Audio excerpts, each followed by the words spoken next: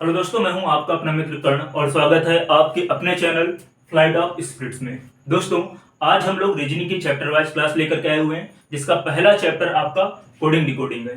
और आज हम इसी के बारे में चर्चा करेंगे कि कोडिंग डिकोडिंग के अंतर्गत हम किन किन चीजों को पढ़ेंगे। बाकी टैगलाइन देकर के आप समझ गए होंगे कि आज हम किस बारे में चर्चा करने वाले हैं। क्योंकि अल्फाबेट बोलते हैं तो क्या बोलते हैं, लगभग हर एक अल्फाबेट अपना प्लेस नंबर यानी वो कौन से स्थान पर आता है वो आपको बताता है, या फिर यह भी आपको बताता है कि वो कौन से अल्फाबेट का अपोजिट अल्फाबेट है। क्लियर? तो आज हम इसी बारे में आपको बताने वाले हैं कि लगभग हर एक अल्फाबेट किस तरह से अपना प्लेस नंबर, अपनी वैल्यू, अपना स्थान किस तरह से आपको बताएगा। ठीक है, तो इसी बारे में चर्चा करते हैं। लेकिन उसके पहले यदि आप चैनल पर नए हैं तो चैनल को सब्सक्राइब करना ना भूलें और बेल आइकन प्रेस करना बिल्कुल ना भूलें, क्योंकि यदि आप बेल आइकन प्रेस नहीं करेंगे तो मेरे वीडियो आप तक नहीं पहुंच पाएंगे। तो बेल आइकन प्रेस करें और चैनल को सब्सक्राइब जरूर करें। तो आइए दोस्तों बात करते हैं। सबसे पहले आपको पता होना चाहिए कि ए से लेकर के जेड तक आपके 26 अल्फाबेट होते हैं। कितने? 26 अल्फाबेट होते हैं और सारे अल्फाबेट अपना प्लेस नंबर खुद बताते हैं। तो आइए दोस्तों चर्चा करते हैं। जैसा कि आप सभी जानते हैं कि ए की प्लेस वैल्यू क्या होती है? 1 होती है, बी की 2 होती है, सी की 3 होती है एंड डी की 4 होती है। तो यहां तक तो आप सभी को पता ही होंगे कि ए से लेकर के डी तक ए का 1, बी का 2 एंड सी की 3 एंड डी की 4 हो जाती है। स्टार्ट करते हैं ई से। ई देखिएगा किस तरह आपका बना हुआ है। ई आप इस तरह बनाते हैं, यहां का जो आपकी लाइन है इस लाइन को यहां ना हटा, यहां से रिप्लेस करके अगर मैं पीछे लगा दूं तो ये किसका शेप ले लेता है? ये शेप ले लेता है 5 का। तो ई कौन से नंबर पर आपके आने लगा? ई आपका आ गया 5वें नंबर पे यानी 5 प्लेस पर। इसके बाद बात करें एफ की, तो आप किस तरह बनाते हैं? इस तरह बनाते हैं। इसको यदि अपोजिट कर दें तो ये आपका इस तरह का शेप दे देगा। इसको यहां पर क्या करें, इसको इस पूरे को क्लोज कर दें तो ये किसका शेप हो गया? आपका शेप मिल गया 6 का, यानी जो एफ का स्थान हो क्या हो गया आपका? 6वें नंबर पर हो गया यानी 6 प्लेस पर हो गया। बात करते हैं जी की, तो देखिए जी आप इस तरह से बनाते हैं। तो इसका ये जरा नीचे वाला शेप देखिएगा, ये वाला जो शेप है ये किसका शेप दे रहा है आपको? 7 का शेप दे रहा है, नहीं दे रहा है? तो ये जो जी है आपका वो कौन से स्थान पर आपका आ गया? 7वें नंबर पर आ गया। इसके बाद बात करते हैं एच की, तो देखिएगा दोस्तों एच आप इस तरह से बनाते हैं, यहां इसको ऊपर और नीचे दोनों तरफ से अगर क्लोज कर दें तो ये किसका शेप दे रहा है? 8 का शेप दे रहा है। तो एच की वैल्यू क्या हो जाएगी आपकी? 8 हो जाएगी। इसी तरह बात करते हैं आई के बारे में। आई देखिए, आई आप इस तरह बनाते हैं, इसको ऊपर से इस तरह से अगर क्लोज कर दें तो ये किसका शेप दे रहा है? 9 का शेप दे रहा है। तो आई कौन से नंबर पर आपका आ गया? 9वें स्थान पर आ गया। इसी तरह बात करते हैं अगर जे की, तो देखिएगा जे आप इस तरह बनाते हैं, जे की जो ये ऊपर वाली लाइन है इसको अगर इस तरह लिख लें और ये जो नीचे वाला सर्किल है इसको अगर मैं बड़ा कर लूं इस तरह से तो किसका शेप दे रहा है आपको? 10 का शेप दे रहा है। तो जे कौन से नंबर पर आपका आ गया? 10वें नंबर पर आ गया। इसके बाद बात करते हैं के की, तो देखिएगा के आप इस तरह बनाते हैं, तो ये जो लाइन है इसको ऐसे ही रहने दीजिए। बाकी जो ये वाली लाइन है इसको क्या करें, इसको अगर खींच के सीधा कर दें तो ये आपको 1 का शेप दे देगा, नहीं दे देगा? तो 1 और 1 मिलकर कितना हो जाएगा आपका? 11 हो जाएगा। तो के कौन से प्लेस पर आने लगा? के आपका 11 नंबर पर आ जाएगा। उसके बाद बात करते हैं एल की, तो देखिएगा एल जो है आपका ये 12 स्थान पर आता है।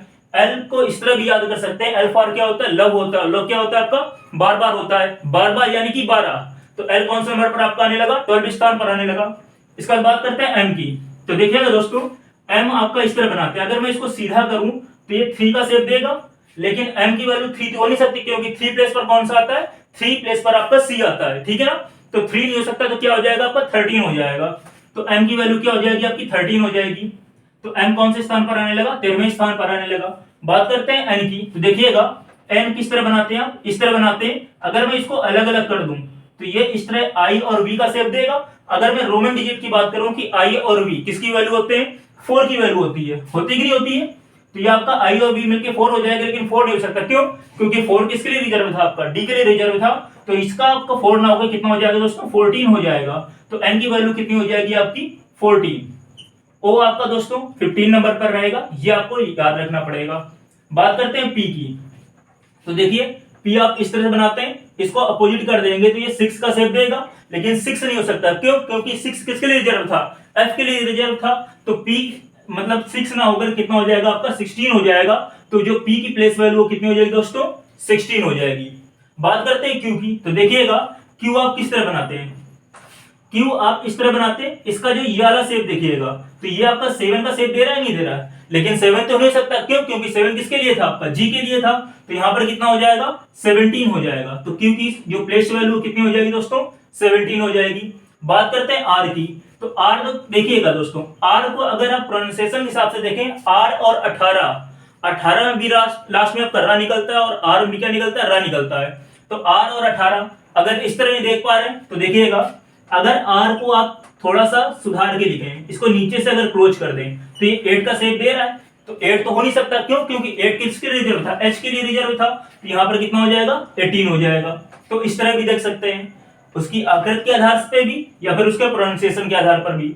बात करते हैं एस की, तो देखिएगा एस आप इस तरह से बनाते हैं, इसको अगर ऊपर से इस तरह क्लोज कर दें तो ये 9 का शेप देगा, लेकिन 9 हो नहीं सकता, क्योंकि 9 किसके लिए रिजर्व था, आई के लिए रिजर्व था, तो यहाँ पर कितना हो जाएगा, 19 हो जाएगा। तो एस की प्लेस वैल्यू दोस्तों कितनी हो जाएगी, 19 हो जाएगी। बात करते हैं टी के बारे में, तो टी फॉर 20 आप सभी लोग जानते हैं, T20 आपका क्रिकेट होता है, या 20 फॉर 20 जानते ही आप सभी लोग, ठीक है ना। तो टी का प्लेस वैल्यू कितना हो जाएगा, 20 हो जाएगा। बात करते हैं यू के बारे में, तो देखिएगा अगर यू, देखिए इस शेप में लिखते हैं आप यू को अगर सीधा करें तो ये इस तरह का शेप देगा, तो इसको अब एक लाइन और ड्रा कर दें तो ये 2 का शेप देने लगेगा, तो 2 तो हो नहीं सकता, क्यों? क्योंकि 2 किसके लिए था, आपका बी के लिए था, तो यहाँ पर कितना हो जाएगा, ये आपका 21 हो जाएगा। तो यू की प्लेस वैल्यू दोस्तों कितनी हो जाएगी, 21 हो जाएगी।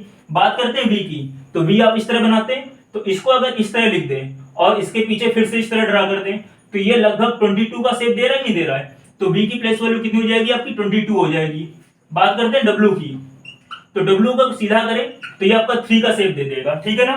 तो 3 हो नहीं सकता क्योंकि 3 c के लिए था, 13 भी नहीं बन पाएगा क्योंकि 13 किसके लिए था, m के लिए था, तो बचा क्या आपके पास, सिर्फ 23 बचा। तो w की प्लेस वैल्यू क्या हो जाएगी दोस्तों, 23 हो जाएगी। तो x की आपकी 24 एंड y देखिए आप इस तरह बनाते हैं, नहीं बनाते हैं, तो अगर हिंदी का 5 अगर बनाना जानते हैं, किस तरह बनाते हैं आप, इस तरह बनाते हैं कि नहीं बनाते, यानी जो अल्फाबेट आपका वाई जो होता है स्मॉल लेटर का, वो हिंदी के 5 की तरह आपकी आकृति देता है। तो 5 तो हो नहीं सकता क्योंकि 5 किसके लिए था, ई के लिए था। 15 भी नहीं सकता क्योंकि 15 किसके लिए थे, ओ के लिए था। तो बचा क्या आपके पास, 25 बचा ही नहीं बचा। तो वाई की प्लेस वैल्यू कितनी हो जाएगी, 25 एंड जेड की प्लेस वैल्यू दोस्तों कितनी हो जाएगी आपकी, 26। तो इस तरह से आप अल्फाबेट के सारे अल्फाबेट के काउंटिंग प्लेस, मतलब वो कौन से स्थान पर आते हैं, सारे अल्फाबेट खुद बताते हैं, आप लिखते ही उनको पहचानने लगेंगे कि वो कौन से प्लेस की वैल्यू है। क्लियर? तो हर एक अल्फाबेट खुद बताता है कि मैं कौन से स्थान का हूं। तो अगर आपको ये पसंद आ रहा है दोस्तों तो वीडियो को लाइक जरूर करें। अब बात कर लेते हैं कि कौन सा अल्फाबेट किसका अपोजिट होता है, उस बारे में भी चर्चा कर लेते हैं।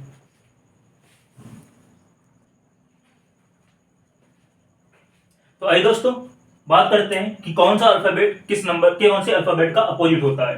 लेकिन उसके पहले यदि आप हमसे टेलीग्राम चैनल पर भी जुड़ना चाहते हैं तो टेलीग्राम चैनल पर flight of spirit math with Karn अगर आप सर्च करेंगे तो मैं आपको टेलीग्राम पर भी मिल जाऊंगा।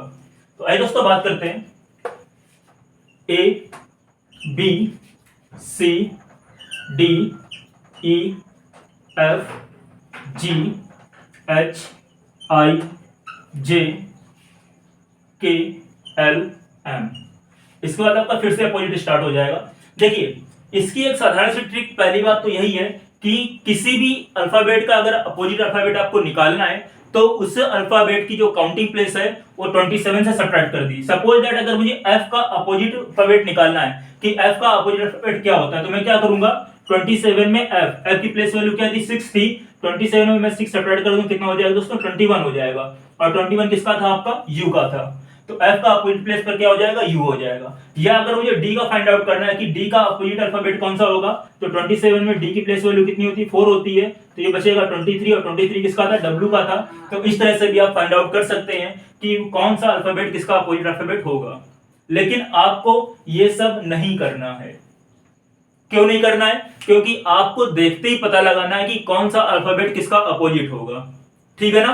तो अल्फाबेट खुद बताएगा आपको कि मैं किसका अपोजिट हूं। देखिएगा कैसे, जेड का अपोजिट अल्फाबेट क्या होता है, आपका ए होता है, या ए का अपोजिट अल्फाबेट क्या होता है, जेड होता है। लेकिन हमें याद कैसे रहेगा, तो याद इस तरह से रहेगा, आप सभी लोगों ने जहर मूवी देखी होगी, जहर जो आप लिखते हैं वो उर्दू का जा यूज करते हैं। उर्दू के जा में क्या होता है, नीचे आपका बिंदु लग जाता है यहाँ पर, तो जब इसको लिखते हैं तो इसको स्टार्ट जेड से करते हैं। या अगर जहीर खान भी याद आ रहा है तो वो भी आपका जेड से स्टार्ट होता है, ठीक है ना। जेड के बाद आप क्या यूज करते हैं, ए यूज करते हैं। तो जेड का अपोजिट अल्फाबेट क्या हो जाएगा, ए हो जाएगा, या ए का अपोजिट अल्फाबेट क्या हो जाएगा दोस्तों, जेड हो जाएगा। क्लियर? इसके बाद बात करते हैं y का अपोजिट अल्फाबेट b होता है, या अगर कहें कि b का अपोजिट अल्फाबेट क्या होता है, y होता है। तो याद किस तरह रखेंगे, बाई, बाई यानी by, बाई मींस क्या होता है, द्वारा होता है। स्पेलिंग आपको याद रहेगी by। तो b का अपोजिट अल्फाबेट क्या हो जाएगा, y हो जाएगा, या y का अपोजिट अल्फाबेट पूछा है तो क्या हो जाएगा, b हो जाएगा। इसके बाद c और x, इसे आपको याद रखना पड़ेगा कि c का अपोजिट अल्फाबेट क्या होता है, x होता है, या x का अपोजिट अल्फाबेट क्या होता है, आपका c होता है। इसके बाद बात करें w और d की, तो देखिएगा w और d, अगर मैं एक स्पेलिंग आपको बताऊं वाइड, वाइड मींस क्या होता है, वाइड मींस होता है चौड़ा। तो पहला और तीसरा अगर वर्ड इसका आप ले लें w और d, तो पहला और तीसरा इसके अपोजिट अल्फाबेट हो जाएंगे, यानी w का अल्फाबेट क्या हो जाएगा, अपोजिट d हो जाएगा, या d का अपोजिट अल्फाबेट क्या हो जाएगा, आपका w हो जाएगा।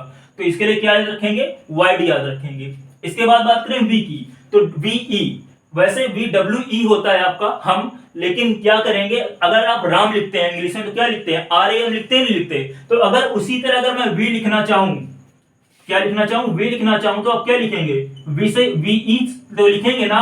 तो V का अपोजिट अल्फाबेट क्या हो जाएगा, आपका E हो जाएगा, या E का अपोजिट अल्फाबेट क्या हो जाएगा, आपका V हो जाएगा।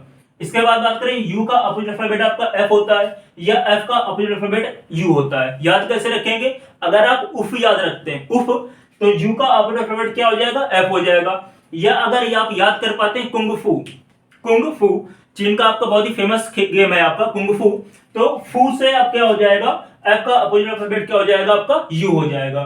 इसके बाद बात करें टी और जी की, तो एक मीनिंग आपको मैं और दे रहा हूं, गेट, GATE, यहां भी पहला और तीसरा आपको ले लेना है। तो जी का अपोजिट अल्फाबेट क्या हो जाएगा, टी हो जाएगा, या टी का अपोजिट अल्फाबेट क्या हो जाएगा दोस्तों, जी बन जाएगा। इसके बाद बात करें एस और एच की, तो आपको याद रखना है क्या, हस, हस याद रखना है। तो एच का अपोजिट अल्फाबेट क्या हो जाएगा, एस हो जाएगा। तो यहां पर अभी आपका एच का अपोजिट अल्फाबेट एस, या एस का अपोजिट अल्फाबेट क्या हो जाएगा, आपका एच हो जाएगा। क्या याद रखना है हमें, हस याद रखना है, ठीक है ना। इसके बाद RBI बैंक, सभी लोग जानते होंगे RBI, तो यहां भी आपको पहला और तीसरा वर्ड ले लेना, बीच का बी आपको ड्रॉप कर देना है, ठीक है ना। तो आर का अपोजिट अल्फाबेट क्या हो जाएगा, आपका आई हो जाएगा, या आई का अपोजिट अल्फाबेट क्या हो जाएगा, आर हो जाएगा। क्या याद रखना है, RBI। इसके बाद बात करें JQ की, तो आप सभी लोगों ने हाउसफुल मूवी देखी होगी, वहां पर एक किरदार क्या था, आपका जेडी था। तो डी नहीं हमें याद रखना, हमें याद रखना क्या, जे और क्यू। या अगर इस तरह नहीं याद कर पा रहे, तो क्यू का जो शेप है वो इस तरह बनता है कि बनता, तो ये जे का शेप ले रहा है कि नहीं ले रहा है। तो यहां पर भी जे और क्यू और जे में कॉम्बिनेशन आप देख सकते हैं। तो जे का अपोजिट अल्फाबेट क्या हो जाएगा, क्यू, या फिर क्यू का अपोजिट अल्फाबेट क्या हो जाएगा, आपका जे। इसके बाद बात करें पी और के की, तो पीके मूवी सभी ने देखी होगी ना, तो पी और के एक दूसरे के अपोजिट अल्फाबेट हो जाएंगे। इसके बाद बात करें ओ और एल की, तो अगर इसको आप पढ़ सकते हैं लो, क्या पढ़ेंगे, लो, LO, तो एल का अपोजिट अल्फाबेट क्या हो जाएगा, आपका ओ हो जाएगा। इसके बाद बात करें एम और एन की, देखिएगा एम और एन की, तो इसको आप पढ़ सकते हैं मन, मन अगर पढ़ेंगे तो एम का अपोजिट अल्फाबेट क्या हो जाएगा, आपका एन हो जाएगा, ठीक है ना। तो इस तरह से सारे अल्फाबेट अपने अपोजिट अल्फाबेट खुद बताते हैं। फिर से एक बार देख सकते हैं, जेड और ए के लिए मैंने क्या बताया, जहर बताया, वाई और बी के लिए क्या होता है, बाई, BY। इसके बाद CX के लिए बताया, W और D के लिए हमने आपको मीनिंग क्या बताई, वाइड बताई, WIDE, पहला और तीसरा वर्ड आप ले सकते हैं। V के लिए V लिखना बताया, VE। इसके बाद कुंगफू या फिर उफ पढ़ सकते हैं इसे। यहाँ पर गेट बताया, GATE, पहला और तीसरा G और T अपोजिट अल्फाबेट बन जाएंगे। इसके बाद S और H के लिए मैंने हस बताया, तो H का अपोजिट अल्फाबेट क्या हो जाएगा, S हो जाएगा। इसके बाद RBI बैंक के बारे में बताया कि R और I पहला और तीसरा वर्ड अपोजिट हो जाएगा। इसके बाद JQ के लिए बताया मैंने। उसके बाद PK मूवी के बारे में बताया कि P अपोजिट अल्फाबेट किसका हो जाएगा, K का हो जाएगा। इसके बाद O और L को पढ़ना क्या होता है, मैंने लो पढ़ना बताया, तो L का अपोजिट अल्फाबेट क्या हो जाएगा, आपका O हो जाएगा। इसके बाद मन, तो M का अपोजिट अल्फाबेट क्या हो जाएगा, आपका N हो जाएगा। क्लियर। तो इस तरह आप देख सकते हैं कि सारे सारे अल्फाबेट खुद बोलते हैं कि वो किसके अपोजिट अल्फाबेट है या फिर उसका प्लेस क्या है। तो दोस्तों आज के लिए इतना ही रखते हैं, बाकी जब दूसरी क्लास में लेकर के आऊंगा तो उसमें कोडिंग डिकोडिंग की प्रैक्टिस क्लास होगी, तो उसको भी अवश्य देखना। और दोस्तों आपके लिए खुशखबरी है कि UPP यानी उत्तर प्रदेश पुलिस कांस्टेबल की जो आपकी भर्ती आने वाली है, उसके लिए हम लोग एक प्रैक्टिस बैच स्टार्ट कर रहे हैं, जिसमें मैथ आपको जो पढ़ाई जाएगी वो आपकी चैप्टर वाइज मैथ से थोड़ा हट करके, मतलब हम लोग जो टॉपिक वाइज मैथ लेकर के आएंगे, मतलब हर एक पर्टिकुलर टॉपिक पे हम चर्चा करेंगे उसमें, ठीक है ना। तो जो भी आपके दोस्त UPP Uttar Pradesh police constable का फॉर्म अप्लाई करने वाले हैं, या अगर आप अप्लाई कर रहे हैं, तो उनके साथ लिंक को जरूर शेयर करें। तो तब तक अपने मित्र कर्ण को दीजिए इजाजत। जय हिंद, जय भारत, धन्यवाद।